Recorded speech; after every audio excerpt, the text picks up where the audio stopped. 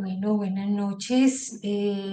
Bienvenidos a esta sesión de marzo de lecturas fundamentales de psicoanálisis desde Freud hacia Lacan.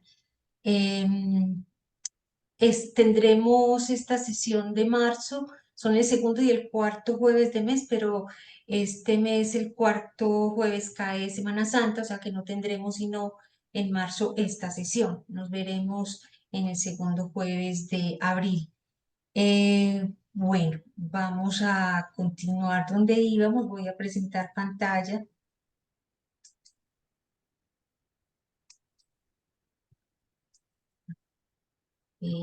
Con no sé, en el PowerPoint tenemos el afiche que vamos a ver si este me permite presentación, el afiche con el que invitamos en esta ocasión. eh, lo propuso Andrés. Dice aquello que Charcot movilizó en el deseo de Freud, y nos trae una de las frases que Freud nunca olvidó, y es esta: la teoría es buena, pero eso no impide que las cosas sean como son, decía Charcot cuando alguien discutía algo en términos teóricos. Eh, es eso, las cosas son como son, eso por más que haya discurso o diferentes teorías, no impide, digamos así, en términos que pudiéramos decir retroactivos, lo real es lo real. Ahí no hay, ahí hay poco que hacer. Em, y retomamos donde íbamos, recuerdo porque ya hace 3 semanas que no nos vemos, y para los que llegan hoy por primera vez, estamos leyendo em, unos textos de Freud que están en relación lógica respecto a su encuentro con Charcot en la Salpêtrière, y tratando de seguir lo que es la lectura de la línea del deseo que fue permitiendo abrir el camino al psicoanálisis. Esos tres, esos textos que estamos leyendo tienen un punto ocurre en la muerte de Charcot el 16 de agosto de 1893. Charcot muere prácticamente de repente, muy joven, 68 años, y esto hace que Freud escriba un texto, una nota necrológica, que es la que estamos leyendo, y que se llama Charcot. Esa está en el volumen 3. Pero cuando empezamos a leer esa nota necrológica, eh, apenas leímos como 2 párrafos nomás, nos surgieron varias preguntas a partir de ahí que tenían que ver con Freud, y nos dimos cuenta que las respuestas estaban en el informe que él escribe. Él estuvo en la Salpêtrière en, en octubre de 1885, de octubre a febrero de 1885. ¿Cómo es? No, de octubre de 1885 a febrero de 1886. Y durante esa permanencia, fueron 6 meses de intenso trabajo. eh, Él, cuando llega por una beca, entonces llega y escribe un informe sobre sus estudios en París y en Berlín, porque estuvo también en Berlín. Entonces nos dimos cuenta que las preguntas que este texto de 1893 nos habían dejado, tenían las respuestas en el informe que él había escrito al regreso de sus estudios en París. Entonces, esas preguntas son las que nos tienen leyendo este informe, que tiene cosas muy bellas. Entonces, voy a recoger un poco lo que son las preguntas y las respuestas que pudimos encontrar. En la ocasión anterior leímos las primeras páginas de ese informe buscando estas preguntas. Entonces las recuerdo. Lo primero es que en la carta, bueno, dentro de los textos, el primero que él escribe, se lo escribe el primer texto que él escribe sobre Charcot, o las primeras impresiones, se las escribe a su novia, recién llegado, al mesecito y pico de haber llegado a la Salpêtrière. Entonces, tiene 29 años en ese momento y cuando escribe el artículo, que es el artículo de base, tiene 37 años, o sea que han pasado ya 29, de 29 a 37, han pasado 29, 39, 8 años desde que él estuvo en la Salpêtrière cuando escribe esto. Entonces, de esa carta a la novia es que está en azul. Lo que está en azul es la carta, es de la carta a la novia. Y él dice, por ejemplo, tengo la impresión de que estoy cambiando mucho, ¿sí? Y nos preguntamos qué fue lo nuevo que introdujo Charcot como maestro y que Freud va tras su investigación. Esta pregunta la formuló Adela. Creo que podemos decir que encontramos tres respuestas en ese sentido. Y una de las cosas que más impresiona es que no se imagina que Freud fue a la Salpêtrière y que allá se encontró cosas nuevas. No es tanto o no se las hubiera encontrado si no hubiera sido porque él mismo estaba buscando algo nuevo desde que salió de Alemania. Entonces dice lo siguiente.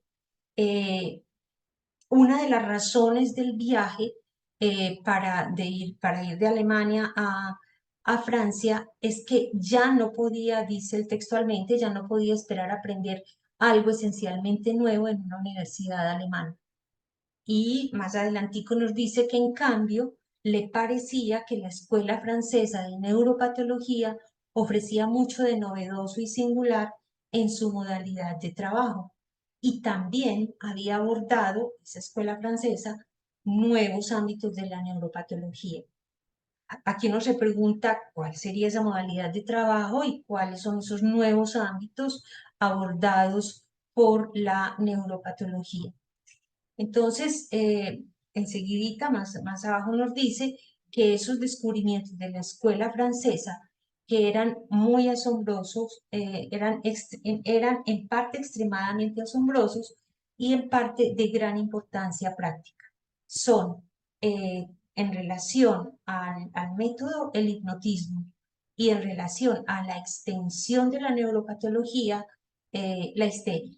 Son las dos grandes ramas que él sabía antes de salir, antes de llegar a Alemania, él sabía que eso se estaba trabajando en la Salpêtrière y eso era lo nuevo que él iba a buscar a la Salpêtrière.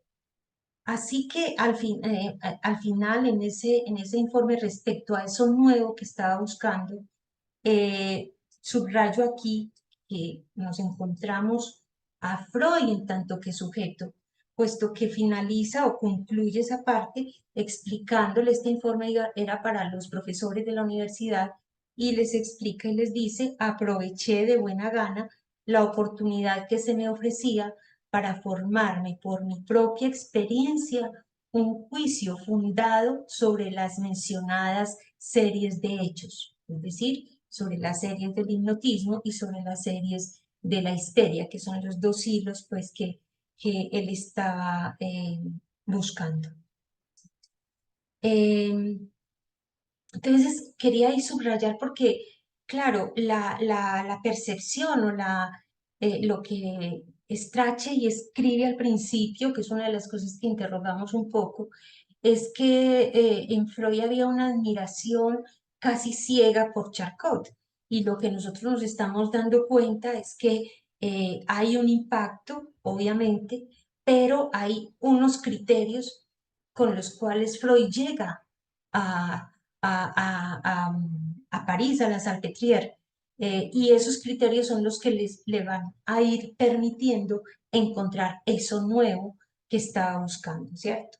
Y que ya no podía, pues que ya no podía encontrar ni esperar en ninguna universidad alemana. Eso respecto a esa pregunta, ¿qué fue lo nuevo? Claro, vamos a seguir, vamos a continuar encontrando qué cosas nuevas hay, qué cosas nuevas encuentra Freud, pero por lo pronto esto fue lo que creo que podemos tener como resultado de la ocasión anterior. Hay otra pregunta y es que en la carta a la novia, él dice, Charcot está sencillamente desbaratando todos mis objetivos y opiniones. Ah, bueno, sí. ¿Cuáles son esos objetivos y opiniones? Creo que en la lectura de hoy los vamos a encontrar mucho más claros y bueno, los iremos contestando. También está esta frase de la carta que nos interrogó. A veces salgo de sus clases como de Notre Dame, decía Freud respecto a las clases de Charcot, con una idea totalmente nueva de la perfección. Entonces nos preguntamos, bueno, ¿cuál es esa idea nueva de la perfección con la que sale Freud de las clases de Charcot? Creo que también hoy podremos avanzar en esa respuesta. Siguiendo con el planteamiento de Strachey, nos preguntamos sobre ese carácter o que había del carácter o la personalidad de Charcot y su influencia sobre Freud. Entonces teníamos esta pregunta de Andrés Sandoval, ¿hasta qué punto la legitimidad y agudeza de un clínico están superpuestas al carácter de su persona? Bueno. Y Adela también precisaba que en la nota de Strachey dice que fuera de todos los otros factores que pudieron darse para que Freud cambiara su interés y pasara de la neuropatología a la psicopatología, fue la personalidad de Charcot.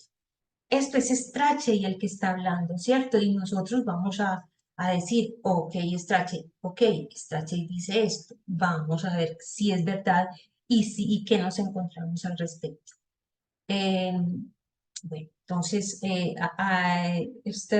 Adela me preguntaba que si esto es a lo que yo me refería cuando decía que Freud fue más allá de su maestro y logró ver al sujeto en Charcot. Aclaramos que sujeto y personalidad son dos entidades diferentes, son dos cosas distintas. Carácter, eh, carácter, personalidad son diferentes al sujeto. ¿Cuáles son los rasgos de esa personalidad de Charcot que fue encontrando Freud? Bueno, eso si no alcanza a hacerlo, lo dejo abierto. Si alguien quiere hacer la tarea, será bienvenida en la próxima ocasión. Pero bueno, ahí queda, estamos pues como siguiendo esos rasgos.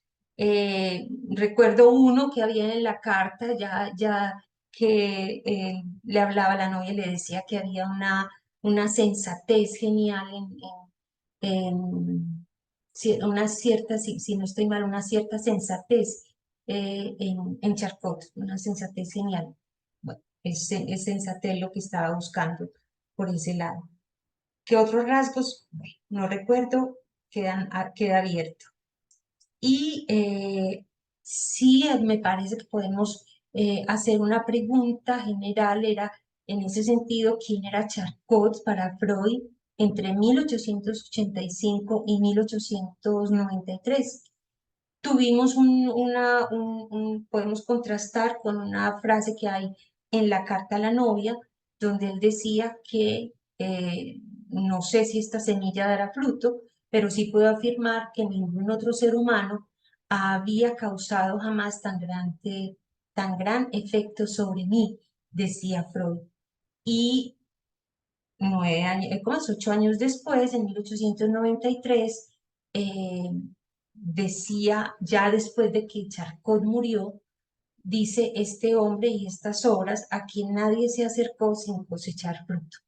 Esta lectura del significante fruto, como diríamos nosotros, que se repite en las dos frases, nos da digamos así, la medida o el indicador de que se va formando para Freud una idea de Charcot en ese sentido. Nadie se acerca a Charcot sin cosechar un fruto, incluido él, ¿cierto? Al principio, recién llegado, no sabía si esa semilla de ese vínculo con Charcot podría dar frutos, pero bueno, ya sabemos nosotros que esta afirmación es cierta y él fue uno de ellos. Bueno, dejo hasta ahí el recorderis de hoy y vamos a empezar a retomar la lectura en el tomo número 1. Continuar. Vamos a continuar en el tomo 1 con la lectura. Entonces, habíamos quedado en la página 8, si no estoy mal. Y bueno, aquí ya sí cedo la palabra. Satria, ¿quieres comenzar, por favor? Habíamos quedado cuando él decide por justamente ciertos elementos, y aquí, bueno, aquí ya es, esta parte, por ejemplo, nos da ese punto, ¿cierto? ¿Cuáles eran las cualidades que él reconocía en Charcot? Bueno, yo creo que podemos tomarlo desde aquí, puesto que esto no lo extraje, pero podemos retomarlo como para que nos demos empezar a tomar nota de los rasgos de personalidad que Freud reconocía en Charcot. Bueno, Ana, esto es el tomo 1, el sí, 3, ¿cierto? el uno, estamos leyendo el uno, el informe, porque en el informe encontramos las respuestas Ah, sí. a estas preguntas que había en el 3, que nos Y en- quedaron del 3. Cuando terminemos, yo creo que hoy terminamos este informe y ya en la próxima de abril retomaremos el tomo 3, ya lo de Charcot, con estas cosas claras, ¿cierto? ¿Qué es lo nuevo que le encuentra? Eh, ¿Qué es lo nuevo? ¿Qué son las ideas que cambió? ¿Cuáles fueron las opiniones que cambió? Y bueno, qué es lo que de Charcot le va impactando, va tomando él y que son elementos pues ya de lo que podemos llamar la personalidad o los rasgos. Ujú. o Este sea es que el tomo uno, si es esta, la página al principio, ¿cierto? En la página siete, 7 tal cual página del 7, al tomo. principio, el hombre a quien se le ha brindado. Ujú. Sí, bueno. Bueno, alguien inició Ana, mientras alguien Sí, si querés empezar mientras se que, anima como a empezar. sí, como la primer ¿A parte. quién se lea? Ahí se escucha bien. Sí, Ay, sí. Sí, sí. sí, Ujú. Bueno. sí, se escucha bien. Sí, sí. Ay, gracias. Bueno, me avisan si algo que mi internet a veces falla. El hombre a quien se le ha brindado todos esos recursos y capacidades terapéuticas tiene hoy 60 años de edad. Posee la vivacidad, alegría y perfección formal en el discurso que solemos atribuir al carácter nacional de los franceses, pero al mismo tiempo la paciencia y alegría en el trabajo que generalmente atribuimos a nuestra propia nación. Hasta ahí, porque Bien. para no vamos a retomar, pero sí quería sobre esa pregunta, ¿cierto? ¿Qué era la nueva perfección que él encontraba? Y ya nos vamos encontrando la respuesta. Era una perfección formal en el discurso, que era propio del carácter nacional de los franceses. Ok, seguí por. Y paciencia y alegría de los alemanes, pues muy curioso. Atraído por esta personalidad, pronto me limité a visitar un solo hospital y a seguir las enseñanzas de un solo hombre. Renuncié a mi eventual asistencia a otras clases, luego que me hube convencido de que en ellas, las más de las veces, había que contentarse con una bien articulada retórica. Solo a las autopsias forenses y conferencias del profesor, ¿cómo se dice? Bro Wardell de la morgue, rara vez dejaba de asistir. Y hay un pie de página que dice que esa persona, 1837 a 1906, fue un célebre especialista en medicina forense.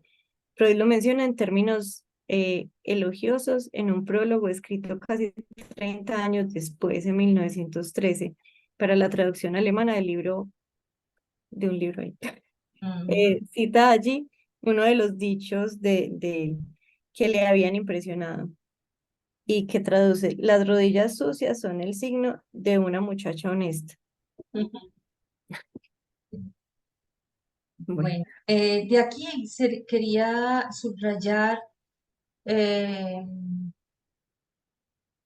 que contrapone la perfección formal en el discurso a lo que esto que llama una bien articulada retórica, ¿sí? Que es simplemente un discurso vacío, uno podría pensarlo en ese sentido, una especie de mucho bla, bla, bla y nada concreto, ¿cierto? Eso es lo que hace que él renuncie a las otras clases. Ujú. Bueno, listo. Siguiente párrafo. Andrés, ¿te animás? ¿Se escucha bien? Un poquito, empezá a ver qué tal. Listo. Bajito. En la propia Salpêtrière, mi tarea cobró Ah, una está forma. muy el volumen bajito, Andrés, te escuchamos, o seré yo, señor. Sí, Volver. se No, yo también escucha escucho abajo. bajo, sí. Ah, sí. ¿Cómo se me escucha ahora? Si te acercas al micrófono, eso. Lo tengo pegado en la boca. ¡Ah! ¿Qué será? Bueno. Bueno, me dirán si leo o... Ay, sí, ay, sí, ay, sí. Ok. En la propia Salpêtrière, mi tarea cobró una forma diversa de la que yo originariamente me había propuesto.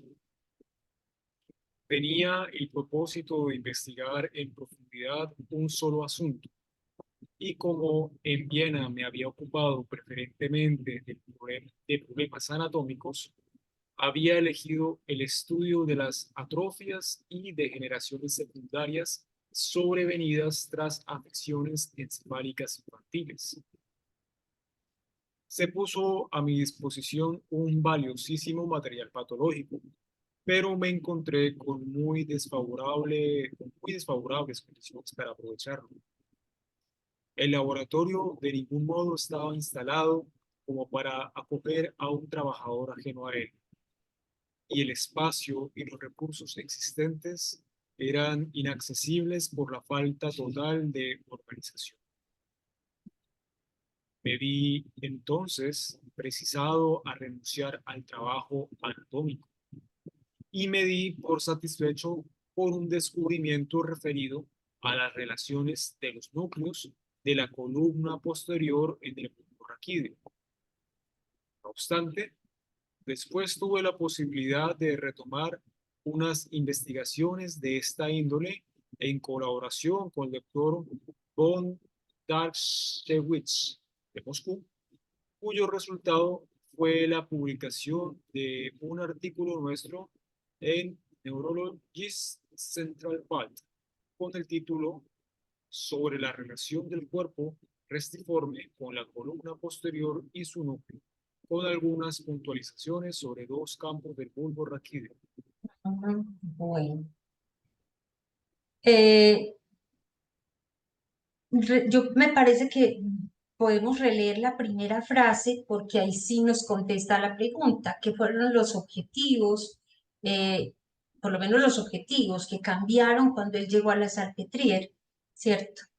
Así que puedes releer, por favor, las primeras. Ujú. Claro, dice, en la propia Salpêtrière, mi tarea cobró una forma diversa de la que yo originariamente me había propuesto. Exactamente, o sea, cambió ahí la tarea, ¿cierto? El objetivo.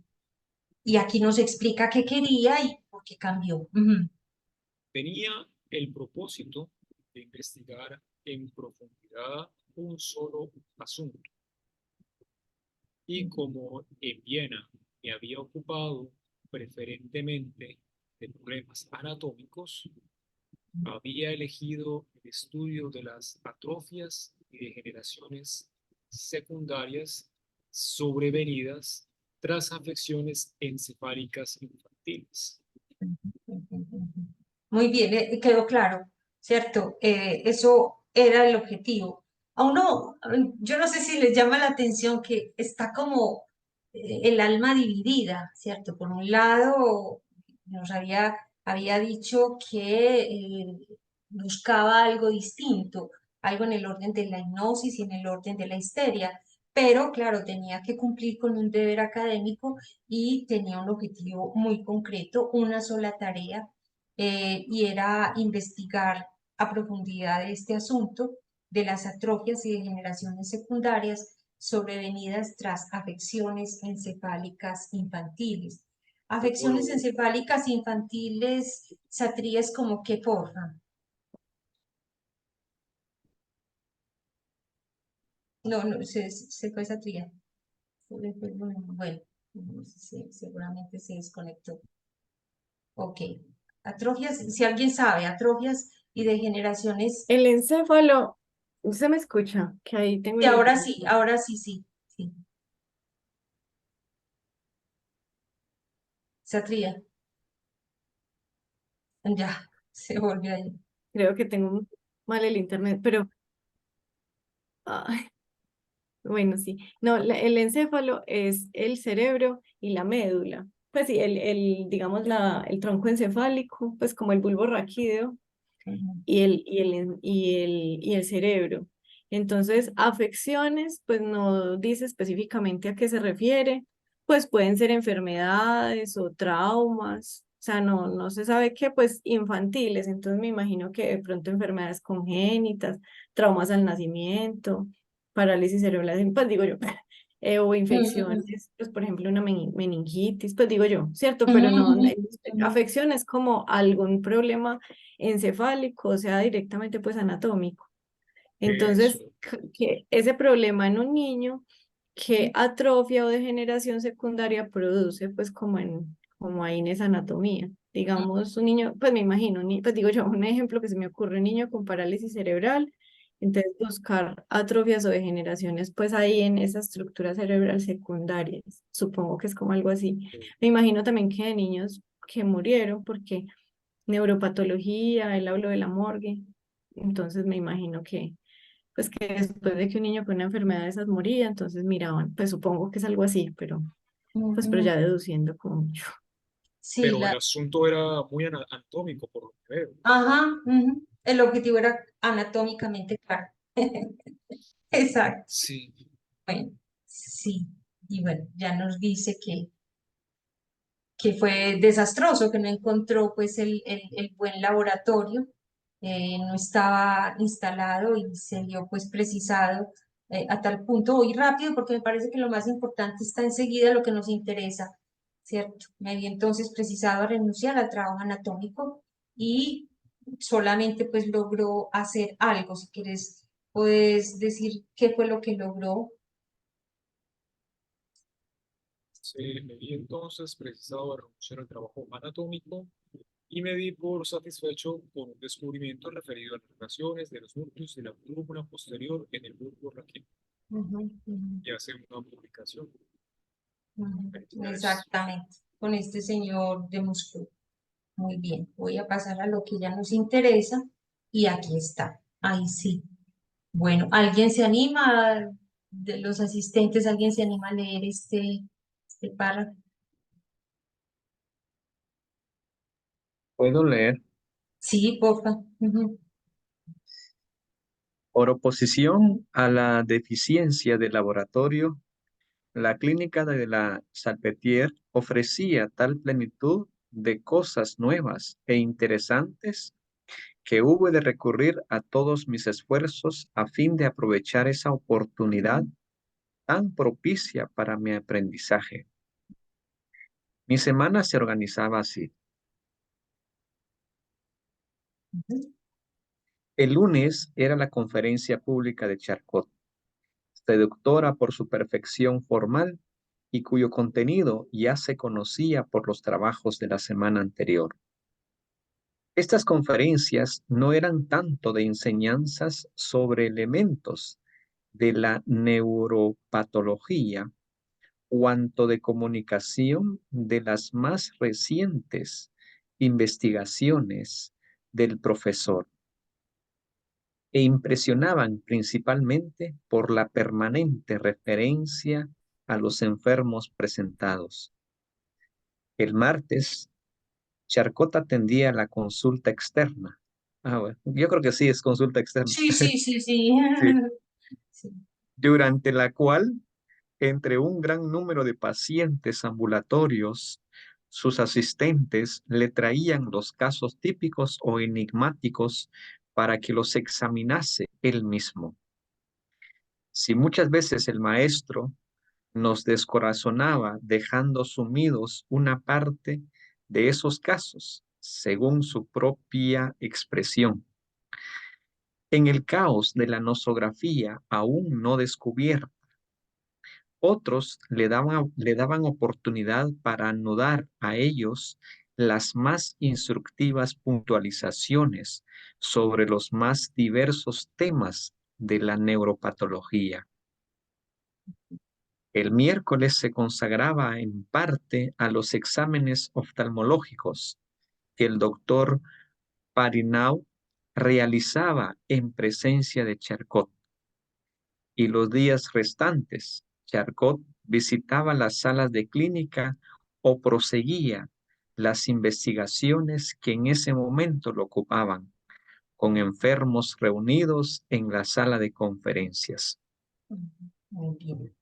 Bueno, aquí sí retomamos, aquí sí repasamos, Hay releemos. una cosita Sí, decir, que hay un pie de página cuando dice, eh, cuando dice que lo de los martes, pues que los sí. martes, bueno, y dice abajito, estas disquisiciones conformaron el material de la famosa serie de volúmenes de Charcot titulada Lesiones de los martes.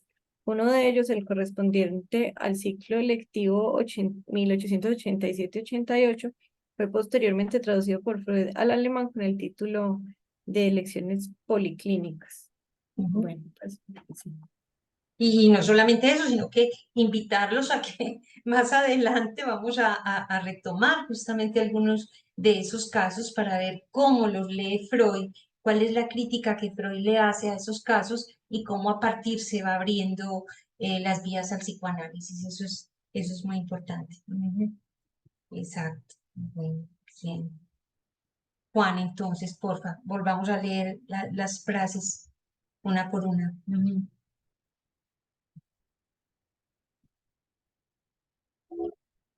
¿Quién estaba leyendo? ¿No era Juan? Yo es que no veo Sí, por aquí.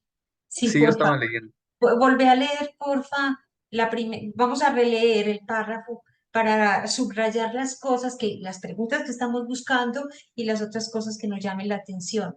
Les recuerdo que en cualquier momento pueden interrumpir, hacer comentarios, preguntas. Ujú. Ok, Claro. sí.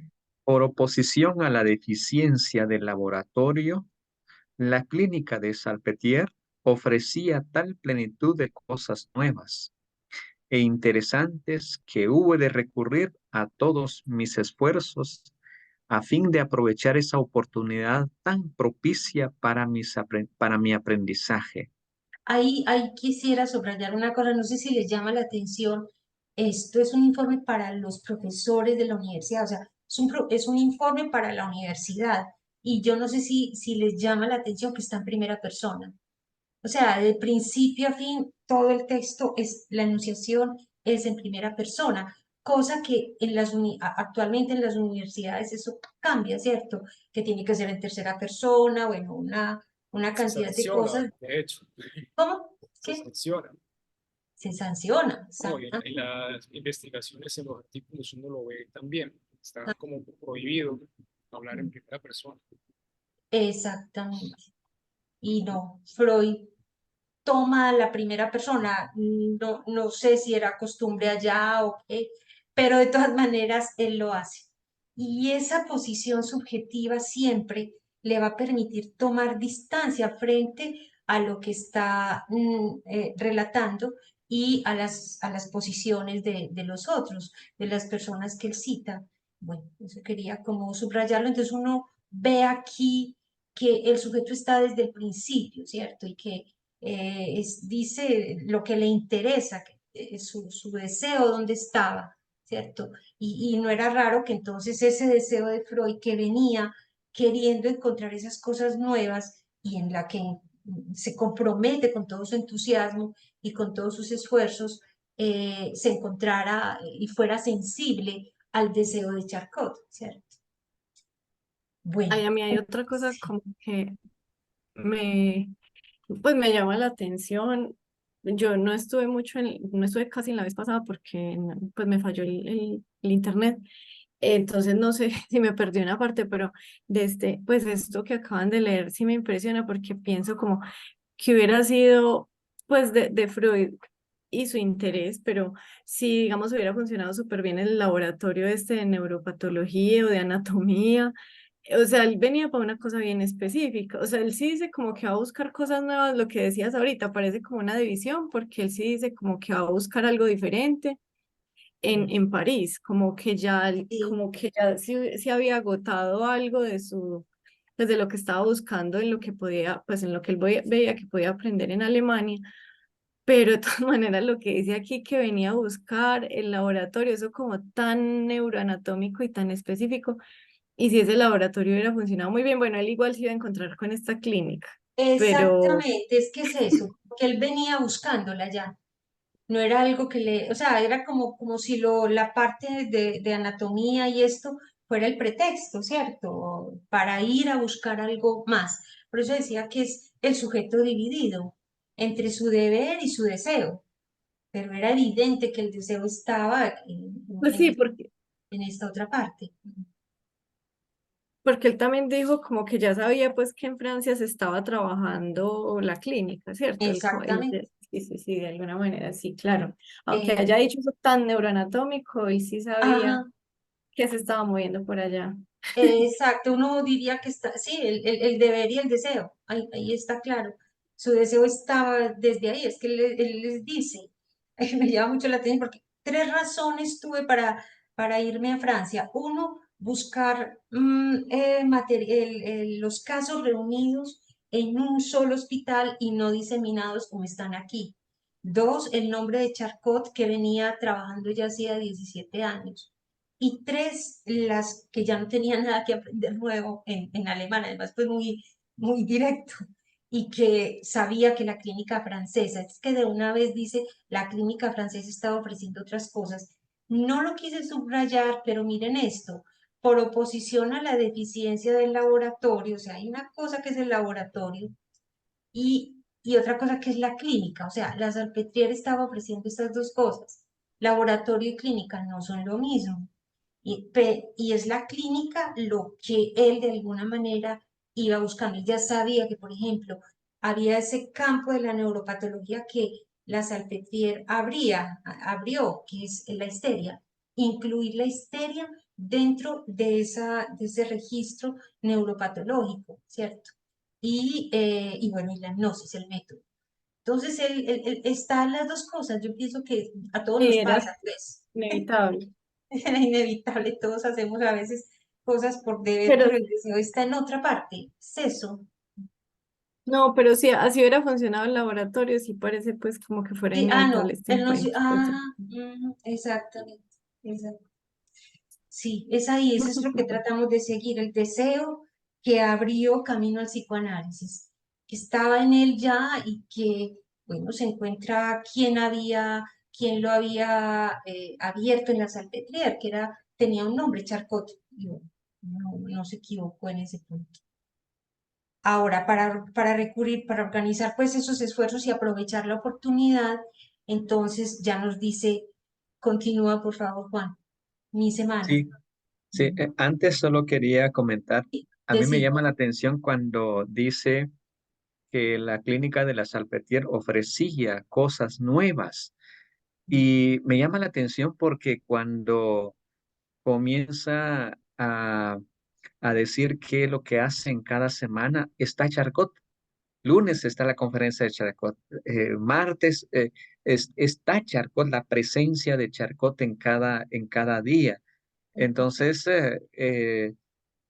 pues como también respondiendo a la pregunta, eh, este, que una de las preguntas que han planteado antes sobre lo que provocó Charcot en Freud. Entonces, yo creo que en este texto se vuelve a ver también.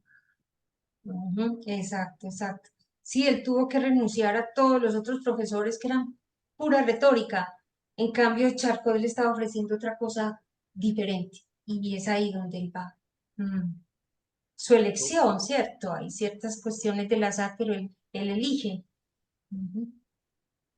Yo les quiero compartir un pedacito muy breve eh, de la presentación autobiográfica de Freud, que creo que aquí da el punto de lo que él podría estar buscando en Francia. Ujú. Dice así, desde el ¿De qué año punto, es esa presentación? Perdón, Andrés, ¿de qué año? permíteme, Esa presentación.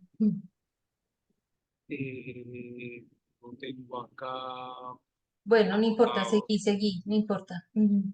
dice, lo que pasa es que Freud desde un principio, para hacer el contexto, le interesaba la anatomía, pero no le estaba haciendo rentable económicamente. Y uno de sus profesores le dice, venga, ¿por qué no se mete con las enfermedades nerviosas? Que de pronto así sí puede facturar un poquito, de pronto así sí le da para vivir. Entonces él escribe esto, Freud escribe esto.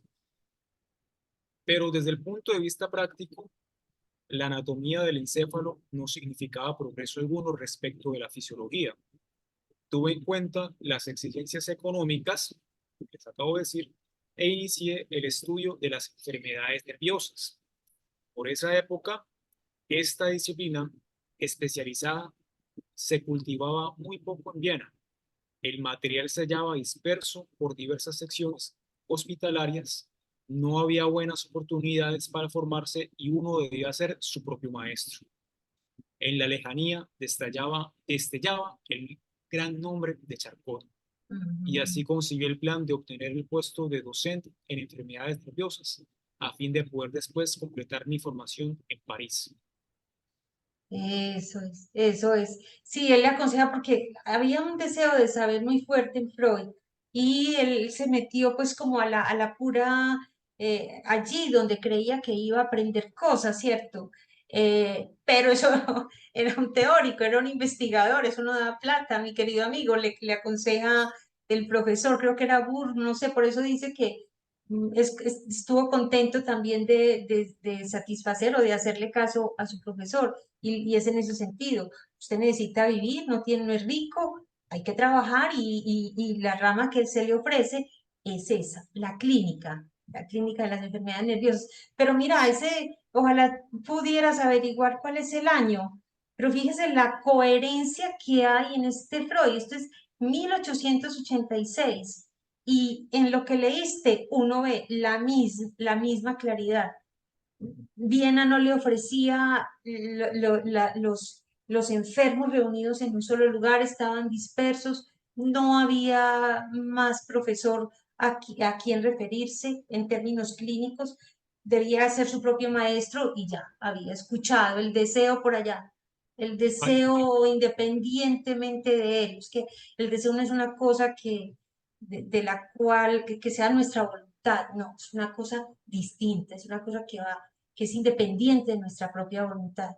Si no, no fuera el deseo y no se hubiera abierto el inconsciente. Ok. Ana, ya Bueno, lo conseguí, es de 1925. imagínese pues, 1925, muchos años después, 1885, 1925, 40 años, ¿no? Bueno, eso es, gracias. Muy bien, Andrés, súper. Es eso. Entonces vamos a ver qué encuentra en el clínico, porque entonces ya vemos que sí, hay una necesidad económica y el tratamiento de las enfermedades nerviosas le podría brindar un sustento. Y muy charro porque era un sustento que estaba de acuerdo con su deseo, no es como eh, trabajar porque me toca y luego el resto, el tiempo libre es para mi deseo. Aquí es al revés, le tocó trabajar y allí encontró su deseo. Esa es la cosa. Laboratorio y clínica se oponen, teoría y práctica, por decirlo de alguna manera. Bueno, muy bien. Ana, tenemos un comentario Sí, ¿de quién? de Juan Carlos Torres, lo voy a leer. Sí, de Dice, sí. buenas noches. Además, Freud sostuvo una confrontación con el director de hospital en Alemania por su postura ante los planteamientos franceses. Es correcto. ¿Ante los planteamientos de qué? Ante los planteamientos franceses. Ah, sí, exactamente, sí. Por eso decía que en Alemania se pensaba que los franceses hacían cosas extrañas, ¿cierto? Raras.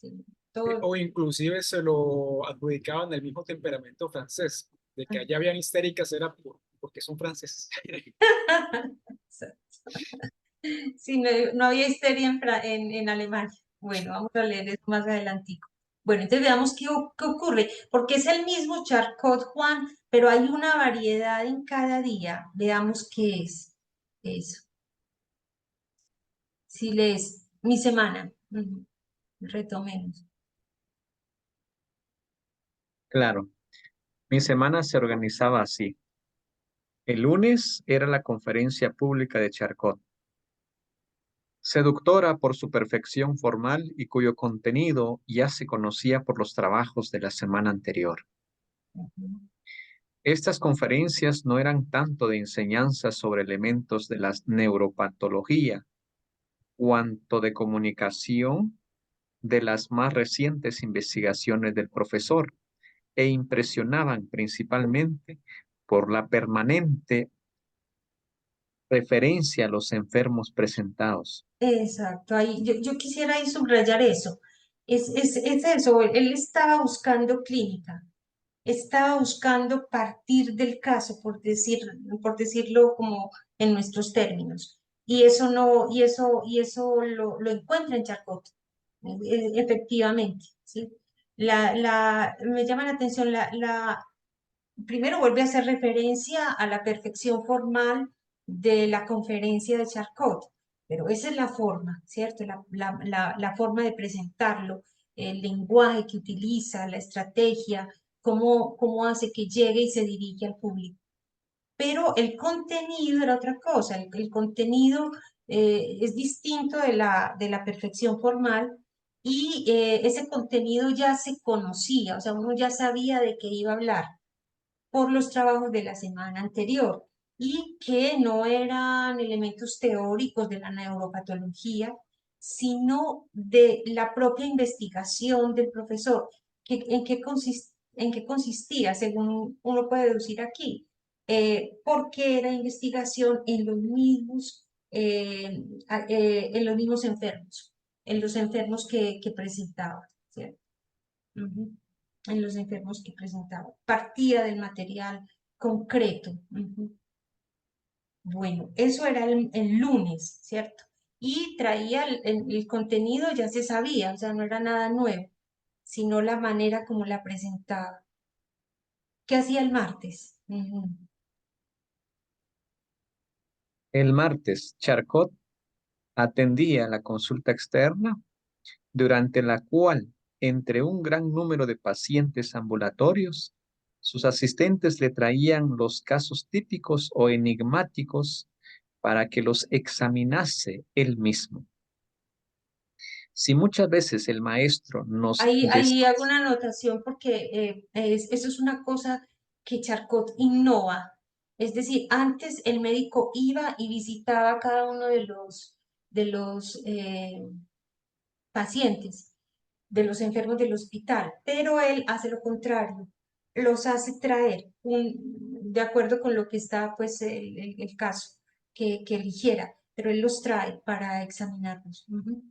Seguí, porfa. Entonces, sobre esa investigación que está haciendo ahí, ¿cierto? En lo real, en vivo, veamos qué va a pasar. Ujú. Mire y que trae, muchas perdona, que trae los casos típicos, ok, los más típicos, o los enigmáticos. Se va entre estos dos extremos. Ok, sí, seguí, por.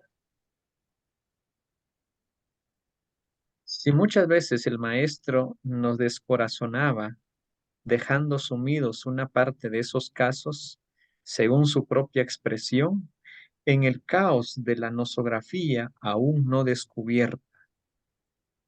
Otros le daban oportunidad para anudar a ellos las más instructivas puntualizaciones sobre los más diversos temas de la neuropatología. Ujú, ujú. O sea, había unos que era posible, de los que era posible decir algo y otros que no, era imposible decir nada. en el caos de la nosografía aún no descubierta, buscando los elementos que pudieran permitir alguna agrupación, ¿cierto?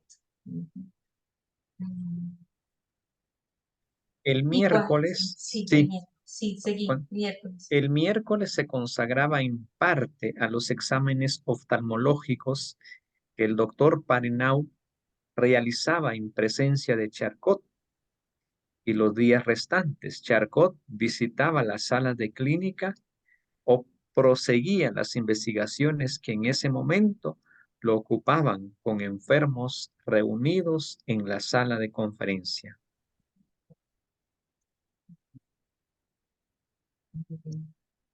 Continuemos. ¿Alguien quiere leer este párrafo que sigue?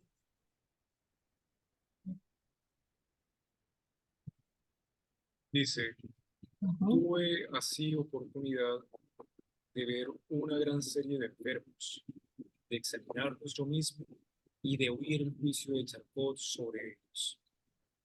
Ahora bien, de más valor que esta ganancia positiva, en experiencia me parecen las inspiraciones que recibí durante los 5 meses que residí en París, de mi continuo trato científico y personal con el profesor Charcot. Ujú. Bueno, aquí uno sí siente pues primera persona y muy claro qué fue lo que encontró él en la salpetría, ¿cierto? Volví a leer la primera frase por... Sí, momento, tuve así oportunidad de ver una gran serie de enfermos, de examinarlos yo mismo y de oír el juicio de Charcot sobre ellos. Exacto, hasta ahí, ¿cierto? Él mismo pudo, lo que había dicho antes, ¿cierto? Que él quería darse la oportunidad, tuvo la oportunidad de experimentar por él mismo, de pasar por la experiencia, de examinar a estos enfermos y oír lo que Charcot decía. Pero eso no quiere decir que hubiera estado de acuerdo con Charcot. Escuchó el juicio, porque enseguida viene lo que nos va a decir. Seguí. Ahora bien, de más valor que esta ganancia positiva en experiencia, o sea, más allá de la experiencia que tuvo ahí, me Ujú. parecen las inspiraciones que recibí durante los 5 meses que residí en París, de mi continuo trato científico y personal con el profesor Charcot. Ujú. O sea, Las insti- más allá de lo que Charcot proponía, Ujú. era el carácter científico de Charcot, o sea, cómo lo hacía. Sí, a ver, volví a leer. Dice, Ahora bien, de más valor que esta ganancia positiva. Sí, seguí. me parece, ahora bien, de más valor que esta ganancia positiva en experiencia, me parece las inspiraciones que recibí durante los 5 meses que residí en París de mi continuo trato científico y personal con el profesor Charcot. Ajá. O sea, el trato con Charcot era científico y personal. Y ese trato en en estas dos dimensiones o registros le daban inspiración, ¿cierto? Le recibió ciertas inspiraciones y eso le pareció mucho más valioso que la ganancia positiva de la experiencia de haber examinado él mismo a los enfermos, que era una de las cosas que le interesaba. Entonces, lo que él escuchaba de Charcot lo inspiraba, ¿sí? Le daba inspiraciones. ¿Cuáles son esas inspiraciones? Las vamos a leer más adelantito. Bueno, continuemos entonces. Ujú, Dice, por ujú. lo que atañe a lo primero, A lo primero, es decir, a la experiencia, ¿cierto? a la presentación de enfermos, por ejemplo. A la experiencia, o sea, al hecho de examinar el mismo los enfermos, Ok, porque lo segundo sería las inspiraciones. Uno aquí diría, bueno, que lo primero es esa experiencia, ¿cierto? Tuvo la ocasión de examinar por él mismo. Y lo segundo son las inspiraciones que recibió, que son de más valor que esas experiencias. Entonces, por lo que atañe a lo primero, las Dice, experiencias, ¿sí? Dice, por lo que atañe a lo primero, no gocé de preferencia alguna sobre otros extranjeros.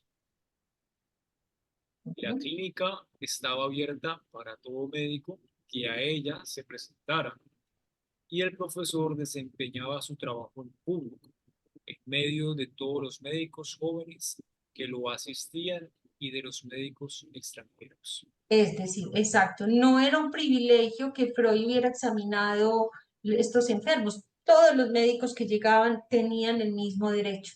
No había preferencia sobre entre los propios y los extranjeros, ¿sí? Ok. En medio de todos los médicos jóvenes que lo asistían y de los médicos extranjeros, ¿cierto? Ok, creo que hay un comentario en el chat. Ajá, listo. Hola, ok, Juan. Muy bien. Vamos con la otra. Continúa, porfa.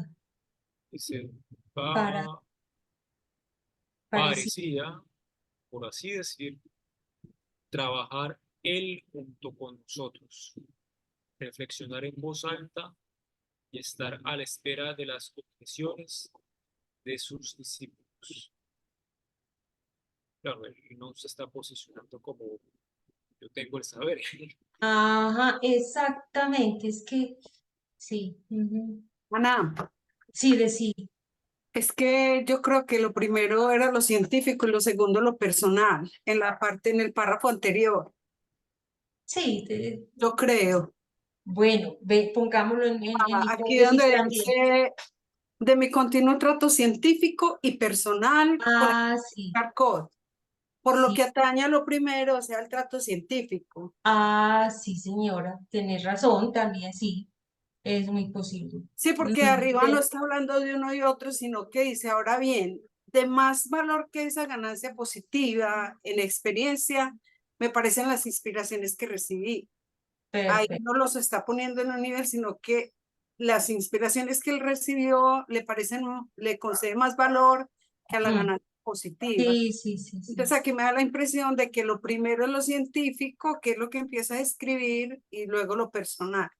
Ok, listo, de acuerdo. Tenés toda la razón. Más es más coherente, es más inmediato. Sí, sí, sí. Es más inmediato y de lo que va a hablar efectivamente es de esa dimensión científica. Pero mira que en esta dimensión científica, mira lo que nos encontramos. O sea, la clínica estaba abierta a todo el mundo, pero la manera como se relacionaba con los médicos que llegaban, con sus estudiantes, Esa era es como más increíble. general, más. Ese era el Un- uso. Por eso es- digo, Ana, que más que la teoría que proponía era el cómo lo planteaba. Está esa- abierto al rebate del propio alumno. exacto. Ujú.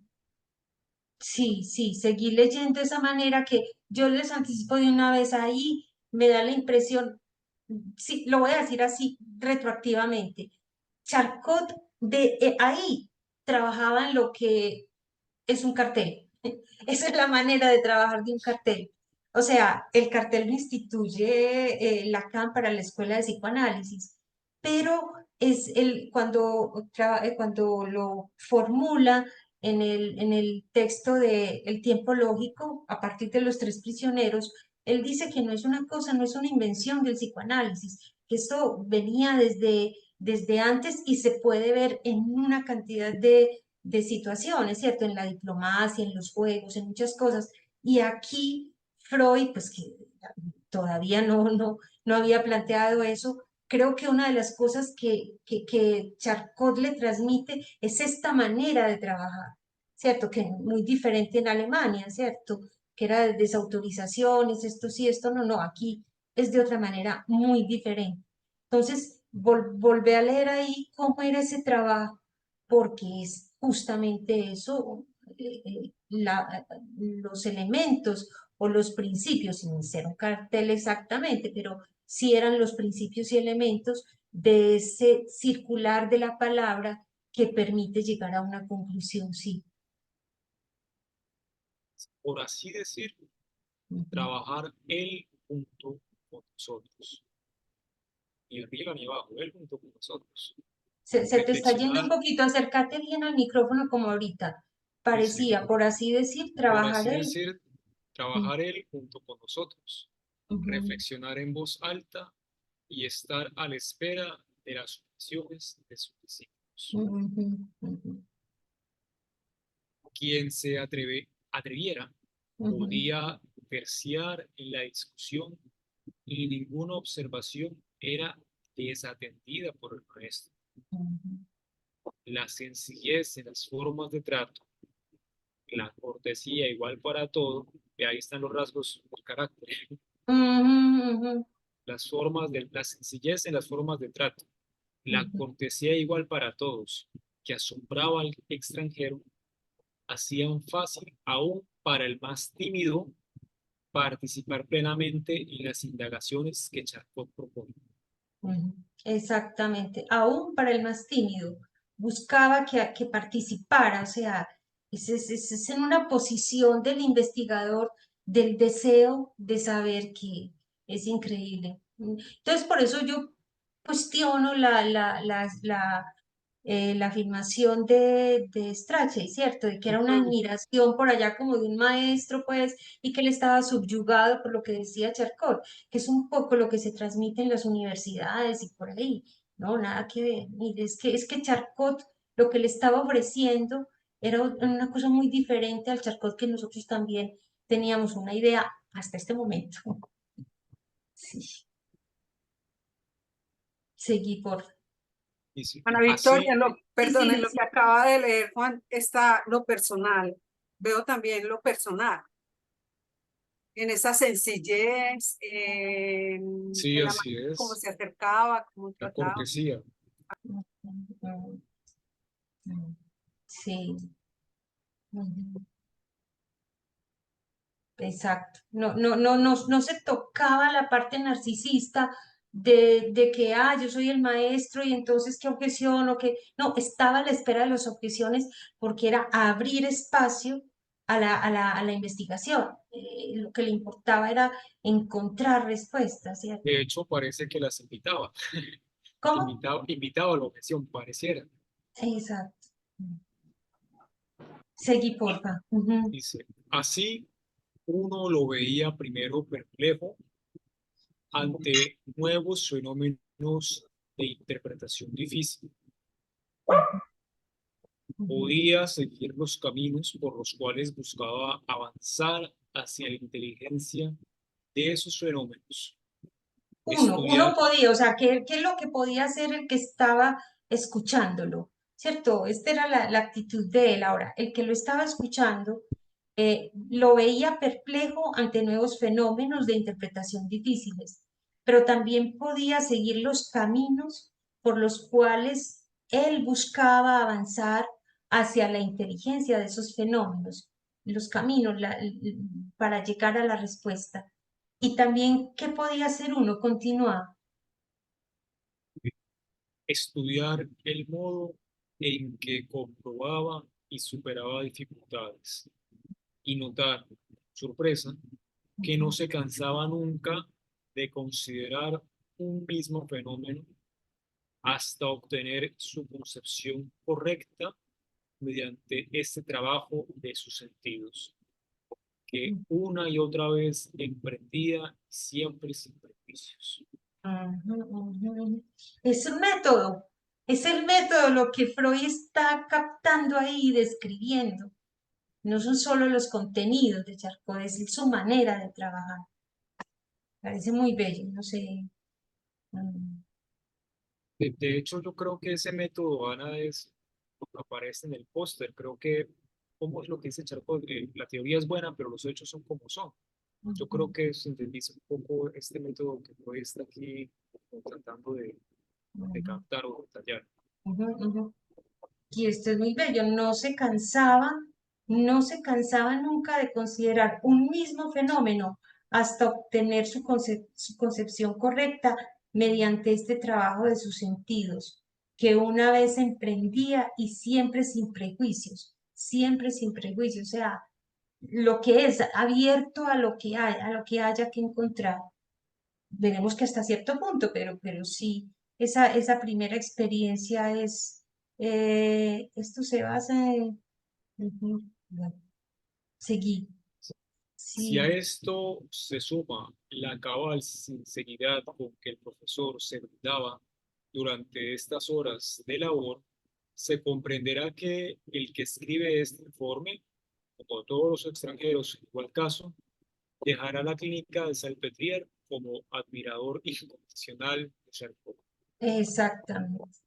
Admirador de Charcot, pero no en el sentido narcisista, sino en el sentido, o sea, no es admirar el brillo de la estrella, ¿cierto? Del profesor que todo lo sabe, es que es todo lo contrario, es admirar justamente esa sencillez, esa posición frente al saber y frente a los otros, entender que él no podía ir más allá ni encontrar la respuesta si no era en el trabajo con los otros. Eso me parece muy bello. Muy bien. Bueno, ¿alguien más quisiera leer, Marlene? ¿Estás Sí, por yo ahí? leo. Sí. Solía decir Charcot que la anatomía en líneas generales ha consumado su obra y la doctrina de las afecciones orgánicas del sistema nervioso está, por así decir, acabada y que ahora le tocaba el turno a la neurosis. Es lícito considerar esta sentencia como mera expresión del cambio sobrevenido en su propia actividad. Su trabajo desde hace años apunta casi exclusivamente a las neurosis y de preferencia a la histeria, que tuvo ocasión de estudiar también en varones luego de inaugurados el consultorio ambulatorio y la clínica. Ujú, exacto. Volví a leerlo, que está Bien, cortito. sí. Solía decir Charcot que la anatomía en líneas generales ha consumado su obra y la doctrina de las afecciones orgánicas del sistema nervioso está, por así decir, acabada, y que ahora le tocaba el turno a la neurosis.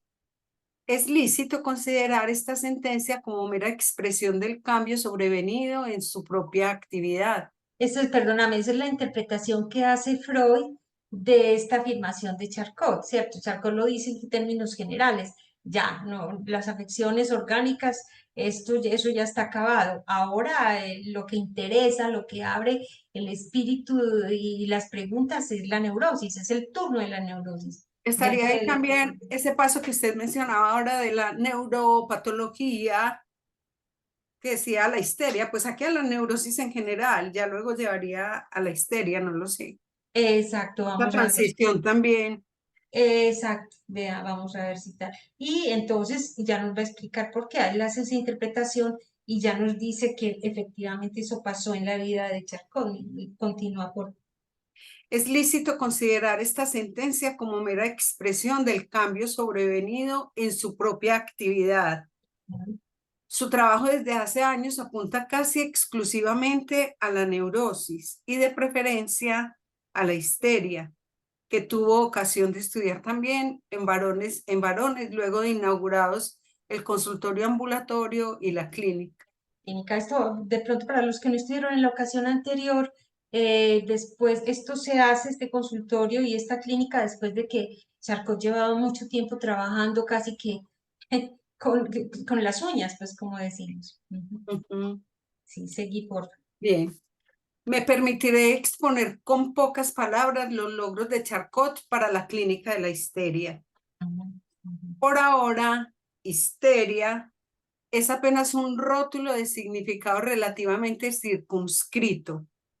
El estado clínico a que se lo aplica se singulariza en términos científicos solo por unos rasgos negativos poco estudiados y estudiados a disgusto, sobre los que por añadidura pasan unos muy difundidos prejuicios. Son estos la supuesta dependencia que la afección histérica tendría respecto de irritaciones genitales, la opinión según la cual es imposible indicar una sintomatología precisa para la histeria, porque cualquier combinación arbitraria de síntomas podría presentarse en ella. Y por último, el desmedido valor que se ha atribuido a la simulación dentro de su cuadro clínico. Sigo. Sí, O, sí, bien, bueno, hasta aquí, hasta este párrafo. En hasta nuestra paciente. época, sí. Sí, bien. Entonces súbalo un poquito. Ya. Sí, en Sí, nuestra ya. época. En nuestra época, una histérica podía estar casi tan segura de que la considerarían una simuladora, como lo estaría en siglos anteriores, de ser condenada por bruja o posesa. Y en otro sentido, se había producido casi un retroceso en el conocimiento de la histeria. La Edad Media tenía exacta noticia de los estigmas, los rasgos somáticos distintivos de la histeria que ella interpretaba y valoraba a su manera. En cambio, en los consultorios externos de Berlín, he visto que estos signos somáticos de la histeria eran poco menos que ignorados, y pronunciar el diagnóstico de histeria parecía significar que ya no se quería tratar más al paciente. Eso ocurrió en Berlín. Muy diferente a lo que ocurría en Francia, Que ¿cierto? me suena tan actual. ¿Verdad? Bueno, retomemos estos caracteres de la histeria. Bien. Me permitiré exponer con pocas palabras los logros de Charcot para la clínica de la histeria. Por ahora, histeria es apenas un rótulo de significado relativamente circunscrito. El estado clínico a que se lo aplica se singulariza en términos científicos solo por unos rasgos negativos, poco estudiados y estudiados a disgusto, sobre los que por añadidura pesan unos muy difundidos prejuicios. Ay, tan charro, pero eso se lo está diciendo a sus profesores de Alemania. O sea, eso no olvidemos, este informe es para los profesores en Alemania. Es muy charro, o Ah, es sea, muy ¿cierto? importante eso. Sí, Una porque tiradera. ¿cómo? Eso es una tiradera. Es Sí, o sea, que este Freud. a No le da Strachel le faltó leer este texto así, de este modo. eso, cierto, es que eso es lo que digo, o sea, Claro, lo claro. leen bajo su fantasma, Sí, lo leen de manera discursiva, como se lee en la universidad, como a la carrera, como ciertas sí. cosas que atrapan, como diría Lacan dice, es que se lee atrapados por el significado, por lo primero que se llega, pero otra cosa es leer siguiendo la lógica significante, siguiendo, Ujú. por ejemplo, en este caso, la enunciación, diferenciando la enunciación del enunciado. La enunciación implica un nivel del significante que es esencial empezar a diferenciar. Ahí les hago propaganda que durante este mes estamos promoviendo las maneras como leemos en lectura, ¿cierto? A veces no nos da tiempo de explicar aquí cómo leemos, pero de esa manera nos orientamos por esa indicación de Lacan. Leer el significante nos dice es saber leer. Entonces, esto le faltó a Strachey y a muchos, ¿cierto? Pasan por alto la enunciación de Freud, lo que Freud mismo está diciendo, eso se calla, ¿sí? Entonces, No hay bueno, que soslayar eso que se decía ahora de la primera persona. Es que esa primera persona está subrayando esa singularidad, lo que Freud experimenta como estudiante o como alumno de Charcot, no lo experimentan los otros, porque como usted decía, está su singular deseo y está lo que él busca. Entonces, esa, y lo Sí. otro que tal vez ya se me había pasado por alto es para quién escribe. Es que son ¿para quién los escribe? Esa. elementos que hay que considerar, sí. Ujú, ujú, está. Bien. Es un Entonces poco, dice que Ah, ¿alguien iba a decir algo? De hecho, sí, ¿qué? sí, pero continúa. Sí, ok. el estado clínico a que se lo aplica se singulariza en términos científicos solo por unos rasgos negativos, poco estudiados y estudiados a disgusto, sobre los que por añadidura pesan unos muy difundidos prejuicios. O sea que esta es una pues la histeria, mire con todo lo que cuenta en contra como para avanzar en su estudio o su Ajá. indagación, ¿cierto? Ujú, lo capta. Están de estudiados a Sí. disgusto y hay prejuicios. Solo los rasgos negativos de la histeria, Ajá. estudiados a disgusto y con prejuicios, ¿cierto? Ahora, y lo más charro es que mire cómo Freud aquí sin haber leído a asociar diferencias, significante y significado. Miren qué belleza. Es que por ahora histeria es apenas un rótulo, un significante, con un significado relativamente circunscrito. ¿Qué Ajá. significado? El estado clínico al que se aplica el rótulo, histeria, se singulariza en términos científicos muy charros. Es que mira la paradoja, pero es que no tiene pelos en la lengua. En términos científicos, solo por unos rasgos negativos, poco estudiados, nada de científicos, y estudiados a disgusto, y sobre los que por añadidura pesan muy difundidos prejuicios. Ajá. O sea, Freud, increíble. O sea, en términos científicos se singulariza por todo lo que no es científico. Es muy increíble. Ahora, son estos, continúa, porfa. Son estos la supuesta dependencia que la afección histérica tendría respecto de irritaciones genitales. Listo, entonces ahí empieza a numerarlos. Los Supuesta rasgos dependencia. negativos son estos, son los Sí, rasgos. sí. ¿Estás de acuerdo? Entonces, primer Ajá. rasgo negativo, la supuesta Eh, dependencia de que la afección, que la afección histérica tendría respecto de irritaciones genitales. ajá, Una ístero marca viene ya de pues. útero. Ajá. Ístero viene de útero, entonces Ajá. tendría Y que de ahí ser el nombre. solo. Sí. Ajá, y solo para las mujeres. Uy, claro. La opinión según la cual es imposible indicar una sintomatología precisa. Ujú. La opinión según la cual es imposible indicar una sintomatología precisa para la histeria, Una opinión. Ujú. porque cualquier combinación arbitraria de síntomas podría presentarse en ella. Cualquiera, o Y sea, es descarta imposible. él. Ujú. Además, ese nombre de histeria, de histeron, de útero, ya Ujú. está como exclusivizando a las mujeres. Ajá. Debería Ujú. ser. Ujú. Ujú. Y por último, el desmedido valor que se ha atribuido a la simulación dentro de su cuadro clínico. Ujú. Ujú. O sea, la simulación es un rasgo, pero se le ha atribuido un desmedido valor. Ujú. Ya te digo, ajá, ujú. Exacto. Bien. En nuestra época, una histérica podía estar casi tan segura de que la considerarían una simuladora como lo estaría en siglos anteriores de ser condenada por bruja o posesa. Increíble ese cambio de las épocas. Ya les cuento que estamos preparando una conversación sobre historia de la locura en Colombia. Y bueno, vamos a hacer unas referencias porque lo que es la historia de la locura es también un tema apasionante. Pero miren aquí cómo Freud está en ese punto. Nos muestra cómo se percibía en la Edad Media como bruja o posesa.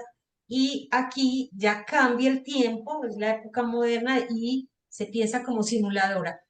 Cualquiera de los dos, en todo caso. Y en este momento también hay variación, Ana, cuando se habla, por ejemplo, de la anorexia, la bulimia, ¿ya no es simulación o qué? No sé, pues ahora lo que está es que ni siquiera aparece. Es que ya Ajá. está, por lo menos en los términos de la psiquiatría y eso, todo cae bajo, ¿cómo es?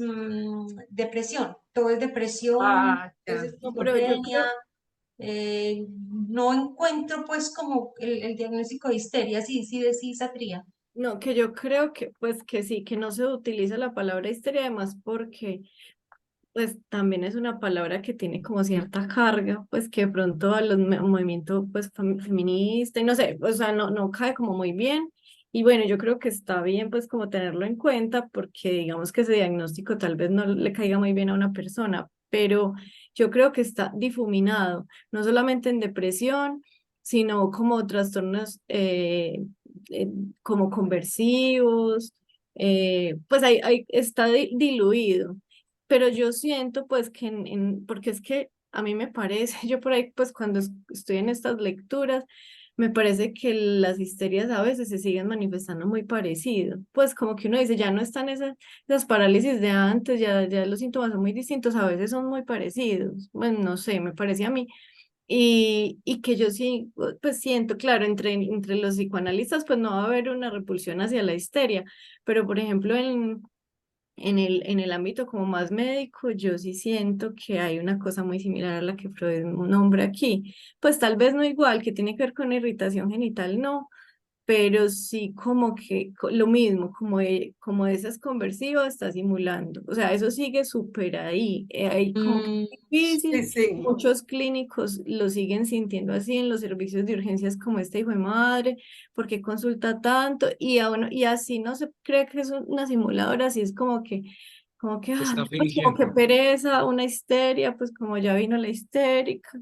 sea, sí exacto. es una cosa que así, o sea, así ya no se utilice la palabra histeria. Eso. Los clínicos sí más o menos van diferenciando cuando no es una cosa orgánica y como que es de ese otro orden y eso es como aburridor o simulación. Pues yo sigo sintiendo que la actitud es bastante parecida, pues en términos generales. Sí, sí, La sí. siguen abordando con disgusto. Porque Y además así no hay no se tampoco nomine, muchas herramientas para tratarlo, es como exacto. lo que Si no tengo. se nomine, las manifestaciones están ahí.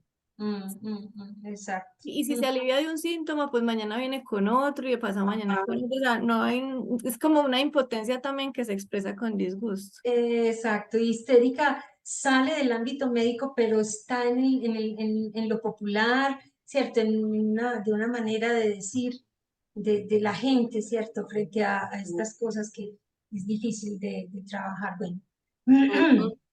aquí viene otra cosa importantísima. Tenemos 3 minuticos, 4, hácele. Y en otro Sí, sentido, ¿dónde estoy? En otro sentido. aquí, y Ah, en otro. bueno. Y en otro sentido, se había producido casi un retroceso en el conocimiento de la histeria. La Edad Media tenía exacta noticia de los estigmas, los rasgos somáticos distintivos de la histeria que ella interpretaba y valoraba a su manera. Ajá. En cambio, en los consultorios externos de Berlín, he visto que estos signos somáticos de la histeria eran poco menos que ignorados y pronunciar el diagnóstico de histeria parecía significar que ya no se quería tratar más al paciente. Con lo que Ajá. estás diciendo, Satría, se confirma la actualidad que había subrayado ahora. Sí, sí, qué Por belleza. aquí Juan Carlos dice, el rechazo del doctor Meiner a Freud respondía, rechazo frente a la posibilidad de hablar de la histeria en la masculinidad. Ujú. Sí. Y que la lleva de Charcot. Ya había dicho por aquí atrásito que Charcot hablaba de la histeria masculina. Es increíble, bueno. Eh, Ujú. Aquí, ya para terminar, entonces, simplemente quería decir eso, como la Edad Media, o sea, no nos gusta la palabra estigmas, ok, pero eso implicaba unos rasgos somáticos distintivos de la histeria, porque había una preocupación por la histeria en la Edad Media. Y ya en Berlín ni siquiera eso se tiene en cuenta, ni siquiera esos signos somáticos se tienen en cuenta. O sea que se retrocedió en términos diagnósticos parecía. Ujú. Estos signos somáticos Yo. eran en Berlín poco menos que ignorados. Ajá. Pronunciar es una histérica quiere decir que ya no se quería más tratar al paciente. Ok, bueno, Mm. entonces los invitamos para, vamos a ver si logro captar aquí esto rápidamente, para abril, serán el 11 y el 25 de abril, segundo y cuarto jueves de mes. Y mientras tanto, en estas largas vacaciones, les recomendamos que se den el paseíto por nuestra página, Lecturas Fundamentales de Psicoanálisis, y en la videoteca encontrarán el video número 3 sobre qué son hoy las lecturas fundamentales de psicoanálisis. Queremos con los 5 años que cumplimos en el 2023 hacer una serie de 5 videos sobre cómo leemos, algunos malentendidos en lo que es leer Freud y Lacan y nuestros criterios de lectura. Así Ujú. que les deseamos buenas vacaciones, buena Semana Santa y hasta el 2 de abril, el 11 de abril, hasta el 11 de abril. Muchas gracias, Ana A Victoria. ustedes también por su Ya.